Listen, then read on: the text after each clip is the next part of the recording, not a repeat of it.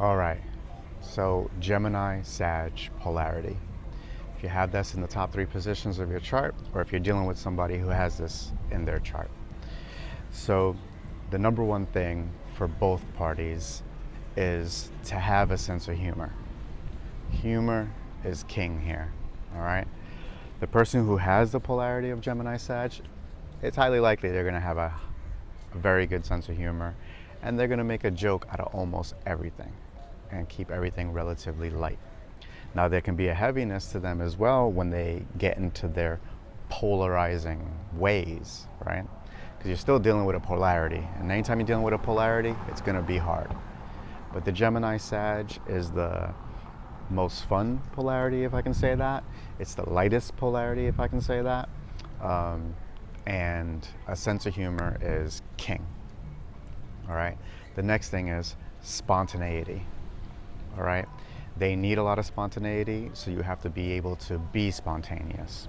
Now, if you've made plans, right, that's not so spontaneous, you have to be able to be flexible within those plans so that it leaves room for spontaneity. You got it? Leave room for spontaneity for these people who have Gemini Sag polarity and have a sense of humor. You're going to be good with that.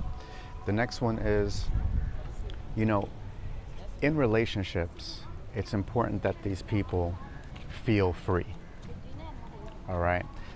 They feel free to do what they want as they catch the thought or catch the feeling. A lot of times, Gemini, Sag, especially Sag, feels like relationships can be like a cage for them, right? Where they're restricted in living their life the way they want to live their life. So if you can offer a relationship that has commitment, stability, togetherness, while still giving the feeling and the sense of freedom that they can spontaneously do what they want. They can spontaneously just switch plans. They can spontaneously make plans with whoever and whatever they want to do. If they can have a sense of that freedom within the relationship, they're going to be really, really happy. Okay?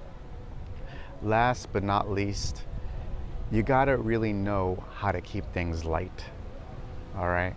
That doesn't mean that you can't connect deeply. All right? You want to connect deeply with this person by sharing your out-of-the-box thoughts and sharing about the truth about your philosophy of life, all right? So Gemini wants to hear about your random out-of-the-box thoughts, and Sag wants to know the truth of your philosophy of life. By sharing these two things, you're going to put the relationship into a deeper connection, right? Intellectually, spiritually, that's how you want to get the depth, all right? But other than that, keep the general feeling of the relationship very light, airy, free, and ready to change.